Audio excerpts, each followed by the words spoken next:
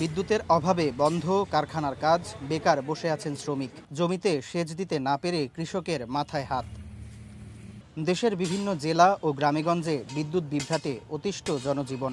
দিন ও রাতে সমানতালে লোডশেডিং। মাঝে মধ্যে এসে ঘন্টা না পেরোতেই আবারও চলে যায় বিদ্যুৎ। ব্যাহত হচ্ছে শিক্ষার্থীদের পড়াশোনা। গাড়ি নিয়ে যে বসি, সকাল থেকেই চার্জ শেষ, এখন গাড়ি আর চালাতে পারছে না।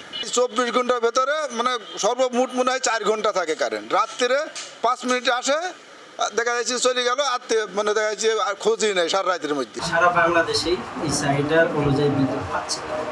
মেহেরপুরে আমার গতকালকে 10 তারিখ এবং 11 তারিখ আমার সর্বোচ্চ চাহিদা ছিল 9 মেগাওয়াট। এই 9 মেগাওয়াটের মধ্যে আমরা পাইছি 6 মেগাওয়াট। বিদ্যুৎ না থাকায় কারখানায়ও কমেছে উৎপাদন।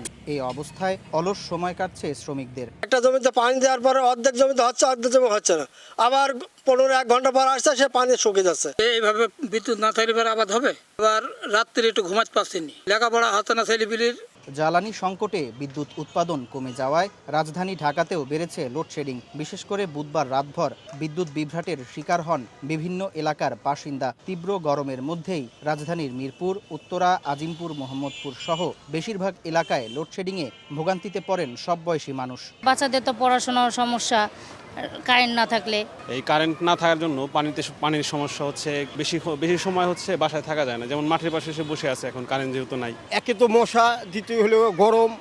আমরা এখন এই গ্যাস, কারেন্ট এগুলো নিয়ে যে কি একটা ভোগান্তিতে আছি, এখন আমরা এগুলো কোনো কিছুই বলতে পারতেছি না। সংকটময় পরিস্থিতি সামাল দিতে বিদ্যুৎ সাশ্রয়ে রাত 8টার মধ্যে দোকান, শপিং মল বন্ধের নির্দেশনা দিয়েছে বিদ্যুৎ বিভাগ।